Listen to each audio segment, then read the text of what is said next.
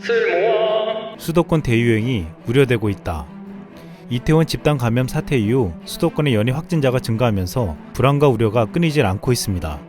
그래도 신규 확진자 수가 지난 6일 51명, 7일 57명 등으로 증가세를 보이다가 8일과 9일 이틀째 30명대를 유지하면서 줄어들고 있습니다.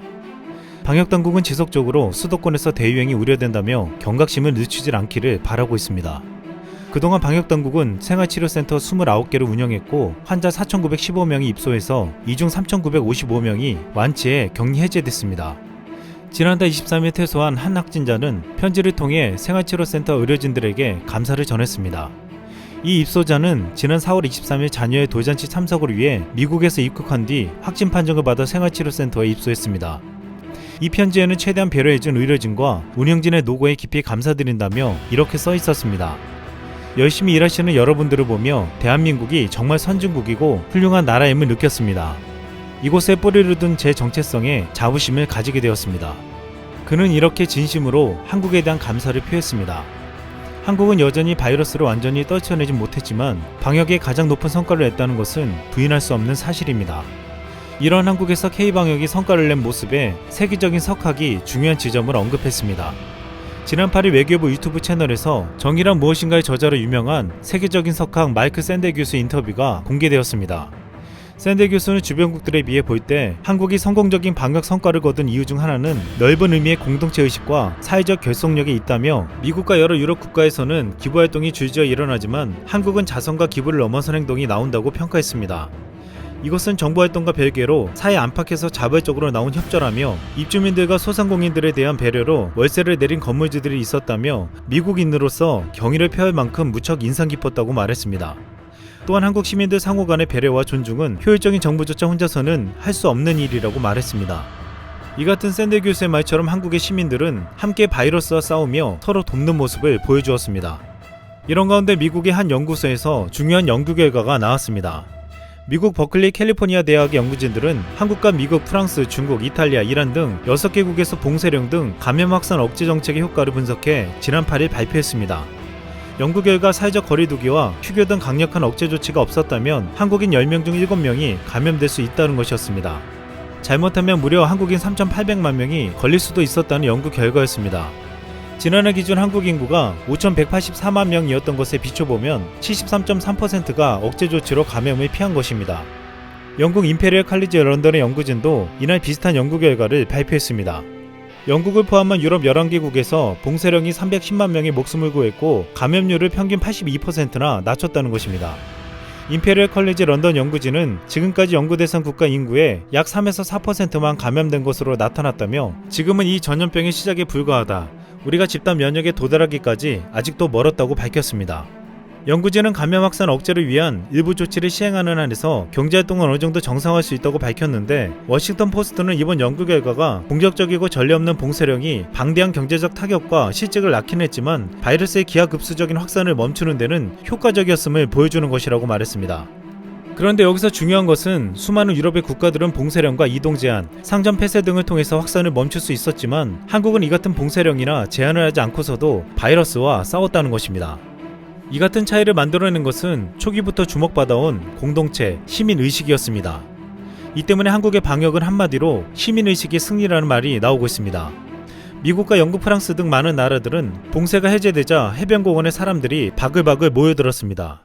네덜란드 암스테르담의 한 공원에는 옷을 벗고 일광욕을 즐기는 사람들로 가득 찼습니다.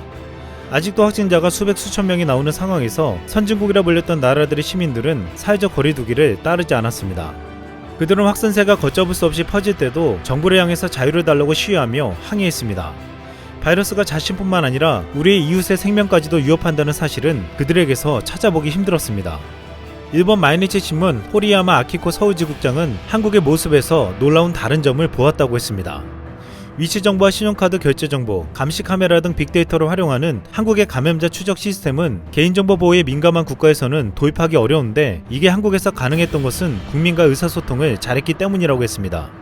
4월 세계 30개국에서 실시한 글로벌 여론조사 결과에 따르면 바이러스 확산 방지에 도움이 된다면 자신의 인권을 어느 정도 희생해도 상관없다고 답한 사람은 전세계 평균 75%였습니다. 한국은 80%로 평균보다 높았습니다. 일본은 32%로 30개국 중 최저치를 기록했고 미국은 45%로 29위였습니다. 한국 국민들은 스스로의 인권을 희생하더라도 공동체의 생명을 지키는데 더 큰 가치를 부여한 것입니다. 한국 국민들이 마스크를 쓰고 사회적 거리두기를 하며 개인정보 노출의 위험에도 감염 추적 시스템을 허용하는 것은 자신의 건강도 중요하지만 이웃의 생명을 함께 지키기 위한 것이었습니다. 한 여론조사에서 마스크를 쓰지 않는 사람은 다른 사람을 감염시킬 수 있으므로 매우 이기적이다라는 문장을 주고 동의하는지 물었습니다. 여기에 85%가 동의한다고 답했습니다. 조사 결과 한국인들은 다른 사람을 감염시킬까봐 가장 걱정하고 그렇기 때문에 방역 지침을 지키려 노력한다는 것이었습니다. 다른 어떤 국가보다 한국 국민들은 다른 사람의 생명까지도 소중하게 여겼습니다. 지난 8일 일본에서는 홍콩의 투자회사 딥널리지 그룹에서 감염병 사태 이후 안전한 나라 순위에서 일본이 5위를 했다고 보도되었습니다. 이 조사에서 스위스가 1위, 독일이 2위였고 한국은 10위였습니다. 이 분석 결과에서는 유행성이 초기 단계에서 높은 평가를 얻은 것은 신속한 위기 대응을 한 나라였지만 현재는 우수한 경제 회복력을 나타내는 국가들이 높은 순위를 차지했다고 했습니다. 하지만 이런 조사 결과는 일본의 네티즌들조차 신뢰할 수 없다며 비판의 댓글이 달렸습니다. 방역에 가장 성공했다는 대만과 한국이 상위에 없었기 때문입니다. 지금 일본은 긴급사태를 해제하고 당시 경제활동을 재개하고 있습니다. 이 때문에 일본 서민들이 체감하는 길거리 경기가 4개월 만에 상승 반전한 것으로 나타났습니다. 하지만 긴급사태가 해제되자마자 신규 확진자가 이틀 연속 60명이 증가하는 등 2차 확산될 우려가 커지고 있습니다. 그리고 지난 9일에는 도쿄의 대표적인 유흥가 가부키초의 한 호스트 클럽에서 종업원과 손님이 확진 판정을 받았음에도 이를 숨기고 계속 영업한 것이 드러났습니다. 이 업소의 한 직원이 지난달 37.5도가 넘는 고열에 일주일 이상 시달렸지만 이 직원은 잠시 휴식을 가진 뒤 검사도 받지 않고 업소에 복귀했습니다. 결국 이 직원이 양성 판정을 받았고 이후 직원과 손님들도 줄줄이 확진 판정을 받았습니다. 확진된 직원은 업소에 손님이 붐빌 때도 있었고 접객원은 2층 침대가 설치된 공동숙소에서 생활하기도 해 감염 우려가 커졌다고 했습니다. 또한 출근을 하지 않으려 했지만 몸 상태가 나쁘지 않은데 쉬면 벌금을 물리겠다는 얘기에 어쩔 수 없이 계속 일하다 확진 판정을 받았다고 말했습니다. 그는 자신이 일한 클럽뿐만 아니라 확진자가 나와도 이를 숨기고 영업하는 업체가 많을 것이라고 주장했습니다. 국내에서도 이태원 클럽 집단 감염으로 인해 바이러스가 지역사회에 다시 확산되는 계기가 되었지만 방역당국은 해당 클럽을 폐쇄시키고 모든 출입자를 찾아 나섰습니다. 결국 클럽발 확진자가 260여 명이 나왔고 다른 집단의 감염으로 이어지고 있지만 계속 추적과 검사, 격리로 대응하고 있습니다. 한국은 감염병 사태 이후 모든 정보를 투명하게 공개하고 시민들의 적극적인 협조를 얻어냈지만 일본은 정보를 은폐하거나 축소시키고 시민들도 사실을 감추고 있습니다. 이 때문에 야스다지로 일본 나카사키대 교수는 마이니치 신문과 인터뷰에서 이미 재유행의 조짐이 보이고 있다. 대응을 잘못하면 6월 하순에 급 확산할 가능성이 있다고 말했습니다. 니케이 신문은 일본 정부의 한심한 행태에 전례와 기존 규칙에 매달려 눈앞의 현실에 대처하지 못하는 일본의 현실이라며 세계화와 디지털화로 변화가 빨라진 21세기에서 20세기형 관료들이 있는 일본은 세계에서 고립될 것이라고 비판하고 있습니다. 또한 한국은 이번 사태에서 긴급 재난 지원금을 지역화폐로 주어 공동체 의식을 더욱 살렸다는 말도 나오고 있습니다. 현금으로 지원한 다른 나라들과 달리 한국은 지역화폐로 지급해 지역 경제를 살리는데 큰 효과를 가지고 왔습니다. 여기서 지원금을 받은 우리 국민들은 지역 소상공인들의 매출을 올려주며 서로 돕는 결과를 낳게 되었습니다. 한국의 공동체를 생각하는 시민의식은 이제 국내를 넘어 전 세계를 향해 가고 있습니다. 지난 19일 문재인 대통령이 바이러스로 어려움을 겪는 국가들을 위해 1,200억 원가량의 인도적 지원을 하겠다고 밝혔습니다. 또한 개발된 백신과 치료제는 인류를 위한 공공재로서 전 세계에 공평하게 보급되어야 한다고 주장했습니다. 세계 각국과 기업들이 백신 개발에 경쟁적으로 몰두하며 최초로 개발에 성공하면 큰 이익을 볼 것이라는 전략을 세우고 있지만 한국은 당당하게 국가 재정을 투입해 개발하고 전 세계의 공공재로 만들자는 제안을 한 것입니다. 또한 문 대통령은 보건 취약 국가에 대한 인도적 지원 확대를 촉구하며 모두가 바이러스에서 자유로워질 때까지 단 한 사람도 소외되지 않도록 함께 협력해야 한다고 말했습니다. 그러면서 그동안 축적해온 경험과 데이터도 지속적으로 국제사회와 공유해 나가자고 했습니다. 지금까지 한국이 인도적 지원을 요청한 나라는 모두 110개국으로 한국은 그동안 42개국에 2천만 달러의 지원을 했고 앞으로 65개국에 2,100만 달러 규모의 금액을 추가 지원하기로 했습니다.